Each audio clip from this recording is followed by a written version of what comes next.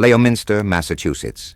Today, you're driving through the historic New England town, and you turn onto a street with a peculiar name, Johnny Appleseed Lane. The street marks the birthplace of John Chapman, born September 26, 1774, in this very town. His house is gone now, replaced by a granite marker. But the street remains, named not for his real name, but for the legend he became. City planners made a choice. They could have named it Chapman Street, Chapman Lane, something historically accurate. Instead, they chose poetry over precision. Johnny Appleseed Lane, a street named after a folk hero. A myth, a man who wore a cooking pot on his head and scattered seeds randomly across America. Except John Chapman wasn't a myth. He was real, and the actual story, the one without the tin pot and the barefoot wandering, is far more interesting than the legend. The man, not the myth. John Chapman was born just before the American Revolution to Nathaniel Chapman, a farmer and carpenter who fought at the Battle of Concord.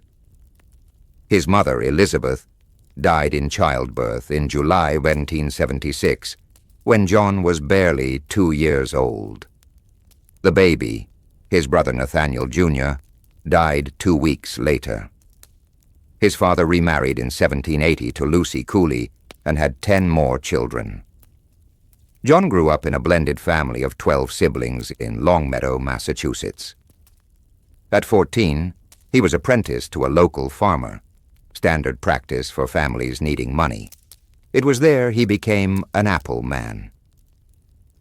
Around 1792, 18-year-old John convinced his 11-year-old half-brother Nathaniel to head west with him into Pennsylvania.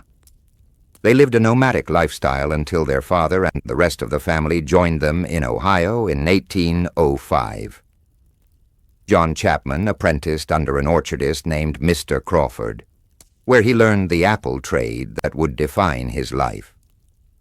By 1800, at age 26, Chapman was in Ohio establishing his first orchard on Isaac Statton's farm in Licking County.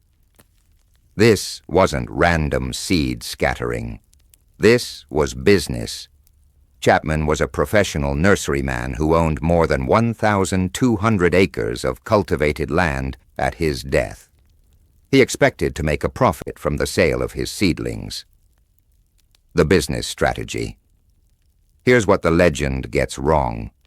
Johnny Appleseed wandering aimlessly, planting seeds wherever he went, giving trees away for free, living like a pauper. The reality, John Chapman was a shrewd businessman with a brilliant strategy. In the late 1790s and early 1800s, land companies were selling vast tracts in the Northwest Territories. In 1792, the Ohio Company of Associates offered settlers 100 acres. But there was a catch. To claim the land, you had to establish a permanent homestead, which included planting a 50-acre apple orchard. Chapman saw opportunity. He traveled ahead of settlers, scouted locations, bought land, fenced it with fallen logs, and planted nurseries. He'd leave the orchards in the care of a neighbor who sold trees on shares. Then he'd return periodically to tend the trees and collect profits.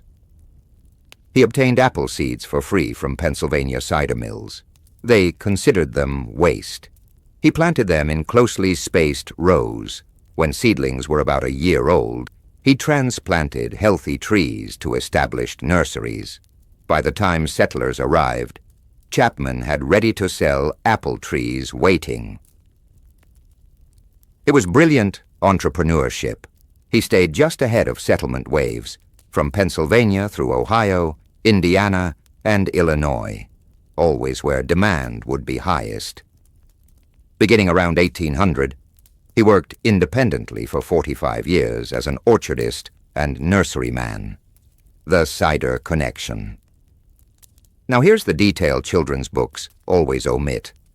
Chapman's apples weren't for eating. They were for drinking. Chapman planted from seed, not by grafting.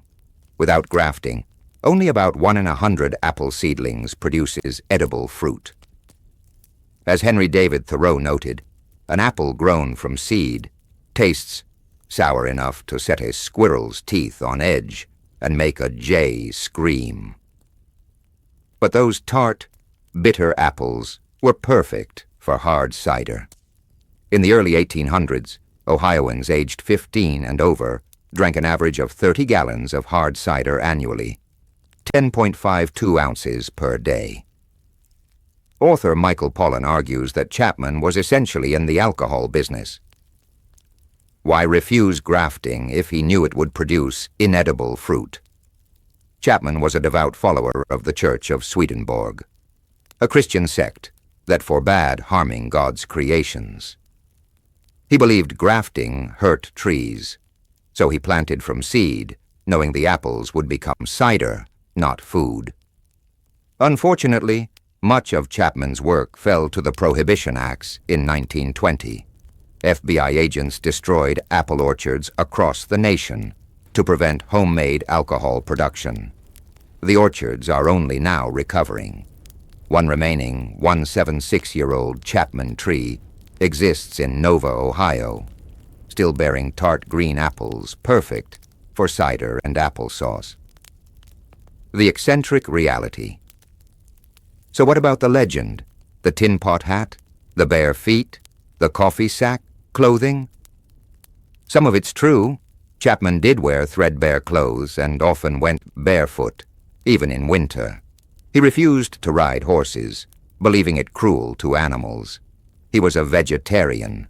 He practiced animal rights activism, vocally opposing cruelty to all living creatures, including insects. The tin pot hat? Never verified, but Chapman was eccentric enough that it's plausible. He was also deeply religious, a self-appointed missionary for the Church of the New Jerusalem. He traveled the frontier preaching Swedenborg's teachings to settlers and Native Americans alike. He made friends with numerous tribes, learned their languages, and was allowed to attend tribal council meetings, a rare honor that sometimes helped him prevent conflicts between tribes and settlers. Chapman didn't believe in marriage, expecting to be rewarded in heaven for his abstinence. He was described as medium height, slender and wiry, with long light brown hair and blue eyes. The legend takes over. Chapman earned his nickname Johnny Appleseed as early as 1806. He was already famous during his lifetime, a beloved eccentric known for bringing news, spreading his faith, and supplying apple trees to pioneers. But the legend exploded after his death. On March 18, 1845, Chapman died of pneumonia at age 70 near Fort Wayne, Indiana, reportedly the first time he'd been sick in his adult life. He left his valuable 200-acre estate to his sister, Persis. In 1871, W.D. Haley published a richly descriptive, romantic account of Chapman's life in Harper's New Monthly magazine. That article transformed John Chapman into Johnny Appleseed, the barefoot saint wandering the wilderness planting apples from pure generosity. Since then, Johnny Appleseed has been the subject of countless children's books, Disney cartoons, folk songs, and festivals. He's the official folk hero of Massachusetts. Statues and museums dedicated to him dot the Midwest. The character became so famous that the real man disappeared beneath the myth. What we lost and gained. By turning John Chapman into Johnny Appleseed, we lost the true story. A savvy businessman who helped develop American agriculture while spreading his religious beliefs. But we gained something too. A symbol of American frontier spirit, environmental stewardship, generosity, the idea that one person can make a lasting difference. Chapman's legacy is complicated. He wasn't planting food. He was planting alcohol. He wasn't giving trees away. He was selling them. He wasn't wandering aimlessly. He was building an orchard franchise. Yet his impact was real. By planting from seed instead of grafting, Chapman allowed apple trees to adapt to American soil. Varieties like Red Delicious and Golden Delicious might not exist without his methods. He helped create the hardy American apple. The street name. So we return to Leominster, Massachusetts, to Johnny Appleseed Lane, the street where John Chapman was born. City planners could have honored the historical figure. They chose to honor the legend instead. Perhaps that's fitting. Chapman himself was both, businessman and mystic, practical and eccentric, real and mythic. He planted orchards for profit, but also preached for free. He sold trees, but also gave them away. He wore rags, but owned 1,200 acres.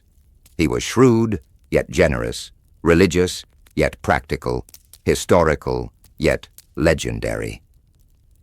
Johnny Appleseed Lane captures that paradox. It's historically inaccurate, but emotionally true. The real man deserves recognition. But the legend he inspired matters too. John Chapman lived. Johnny Appleseed endures. And on a street in Massachusetts, both are remembered, under a name that's myth, but honors truth. Sometimes legends preserve what facts alone cannot. The idea that one person, armed with seeds and determination, can change a nation. Even if he was really doing it for the cider money,